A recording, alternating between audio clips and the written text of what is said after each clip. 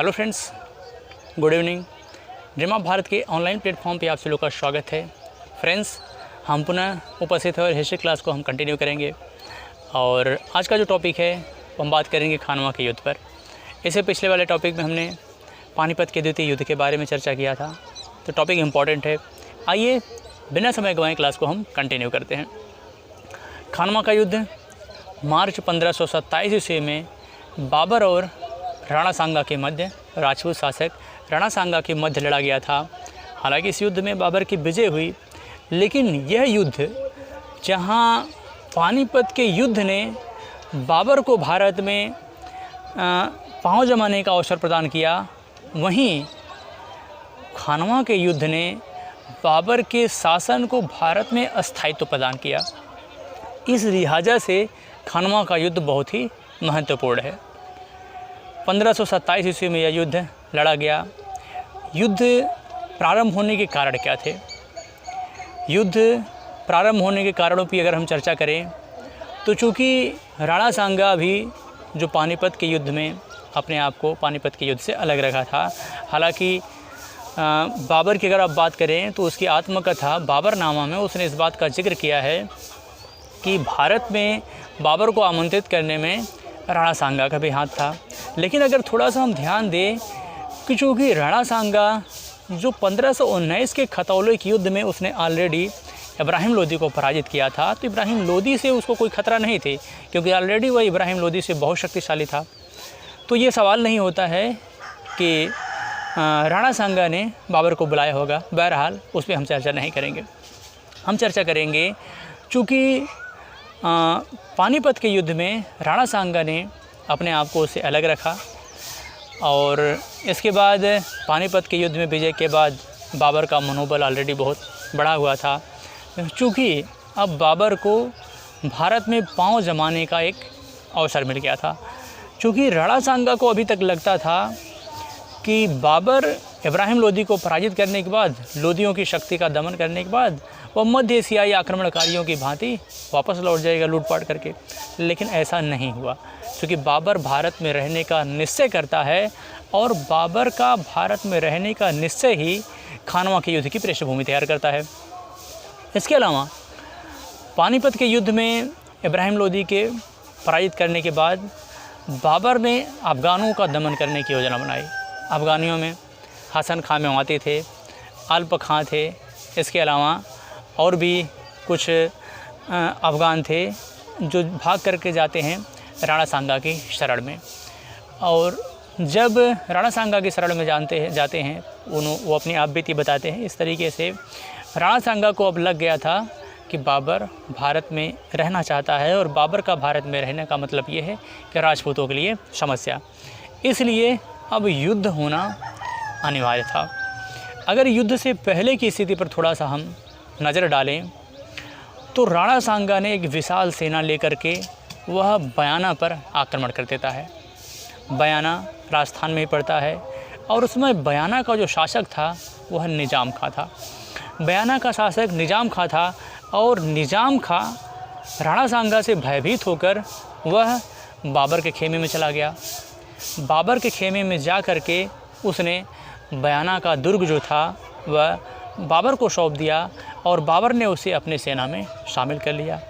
और बाबर ने निजाम खां के स्थान पर मेहदी ख्वाजा को वहाँ का प्रशासक नियुक्त कर दिया, शासक नियुक्त कर दिया बयाना का।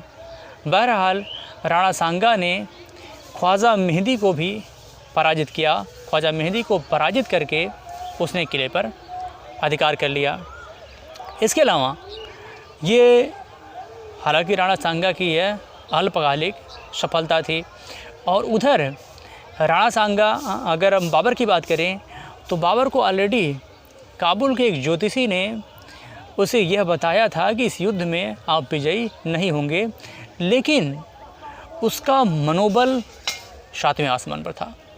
बाबर का मनोबल 7वें आसमान पर था। उसका मनोबल किसी तरह से इस मनोवैज्ञानिक दबाव के कारण कोई कम नहीं हुआ था। लेकिन सेना जो थी, सेना के मन में कहीं न कहीं नकारात्मक चीज़ें चल रही थी। सेना पूरी तरीके से एकदम टूट चुकी थी, और सेना को मोटिवेट करने के लिए उसने जिहाद का नारा दिया, धर्म युद्ध का नारा दिया और उस तरीके से उसने सेना में एक पुनः जोश भरने का काम किया। साथ ही साथ उसने एक नाटकीय ढंग से जो है अपने आप को पेश करने का प्रयास किया। उसने यह घोषणा कर दी कि अब आजीवन हम कभी मदिरा को हाथ नहीं लगाएंगे। साथ ही साथ उसने मदिरा के जो पैमाने बर्तन वगैरह थे उन सभी को तोड़ दिया। इसके अलावा उसने गजनी से मंगाई गई शराब में उसने नमक डलवा दिया। इसके अलावा उसने यह भी घोषणा की कि अब हमारे लिए काबुल की गरीबी हमेशा के लिए समाप्त हो जाएगी। और साथ ही साथ उसने तमगा कर, मुसलमानों पर से तमगा कर भी उसने समाप्त कर लिया। उसका यह प्रभाव काम कर गया। सेना में पुनः सेना अपने जोश में आई और तुर्क सैनिकों ने कुरान पर हाथ रख करके उसने यह कसम खाई कि जीवन पर्यंत वीरता के साथ लड़ेंगे, मरते दम तक युद्ध से पीछे नहीं हटेंगे। और यह उसकी नीति कारगर कर गई। अब हम खानवा के युद्ध की बात करेंगे। खानवा के अगर युद्ध की बात करें तो खानवा का युद्ध फतेहपुर सिकरी से 10 मील दूर खानवा के युद्ध में खानवा नामक स्थान पर लड़ा गया। इस युद्ध में ऑलरेडी बाबर की सेना पहुंच चुकी थी। बाबर ने अपनी सेना का बेहतर तरीके से संचालन किया। उसने अपने सेना को 3 भाग में डिवाइड कर दिया। मध्य सेना की टुकड़ी का नेतृत्व खुद बाबर ने किया, जबकि दाहिने राइट तरफ की सेना की टुकड़ी का नेतृत्व उसने हुमायूं को दिया।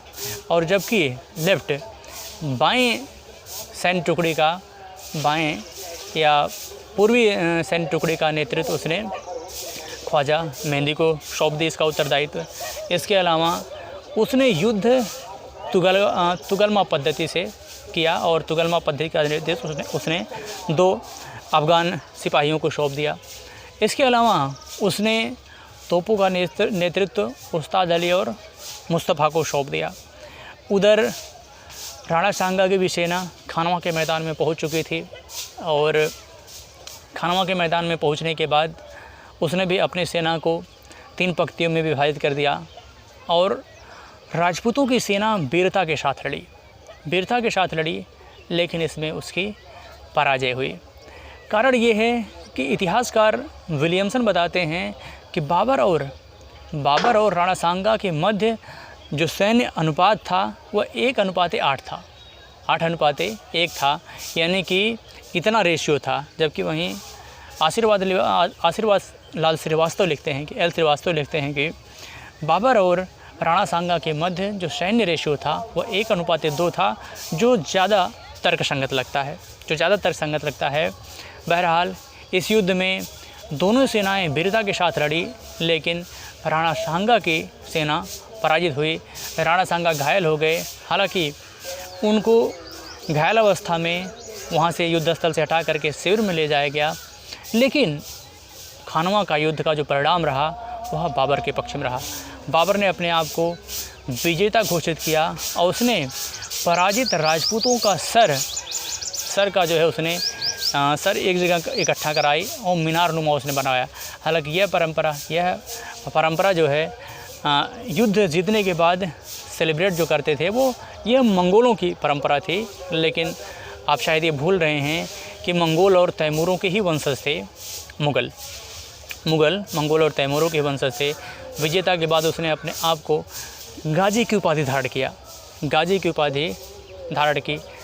इसके बाद युद्ध का परिणाम क्या हुआ? अगर हम युद्ध के परिणाम की बात करें तो आप देखेंगे कि पानीपत का युद्ध जितना महत्वपूर्ण था उससे कहीं ज़्यादा महत्वपूर्ण यह था खानवा का युद्ध। क्योंकि पानीपत के युद्ध में जहां बाबर को भारत में पांव रखने का अवसर प्रदान किया, वहीं खानवा के युद्ध ने भारत में उसके प्रशासन को अस्थायित्व प्रदान किया। इसके अलावा अब उसने अभी तक जो बाबर घुमक्कड़ों जैसा जीवन व्यतीत कर रहा था और उसका राज्य उसके राज्य की कोई स्थिरता नहीं थी। अब उसके राज्य को एक अस्थायित्व मिल चुका था। इसके अलावा अब उसने काबुल के बजाय अब दिल्ली को केंद्र बनाया। साथ ही साथ जो राजपूत शासक पूरे भारत का सम्राट बनने का सपना देख रहे थे, वो भारत पर उनके सम्राट बनने का सपना भी इसी के साथ चकनाचूर हो गया। साथ ही साथ जो राजपूत और अफ़गानों का जो संयुक्त मोर्चा था, अफ़गान अभी अपने आप को दिल्ली का जो शासक बनने का सपना देख रहे थे, इसी के साथ उनका यह भी सपना चकनाचूर हो गया। हालांकि इस युद्ध के विजय के बाद बाबर ने भारत में रहने का फ़ैसला किया और उसने हुमायूं को भारत का प्रशासक नियुक्त करके और साथ ही साथ जो अन्य सैन्य और अमीर वर्ग थे उनको वापस काबुल जाने की उसने अनुमति प्रदान कर दी। इस तरीके से खानवा का युद्ध जो रहा वह बाबर के पक्ष, उसका परिणाम जो है वो बाबर के पक्ष में रहा। तो ठीक है फ्रेंड्स, इसी के साथ टॉपिक समाप्त होता है। फिर मिलेंगे एक बेहतर क्लास के साथ, तब तक के लिए जय हिंद।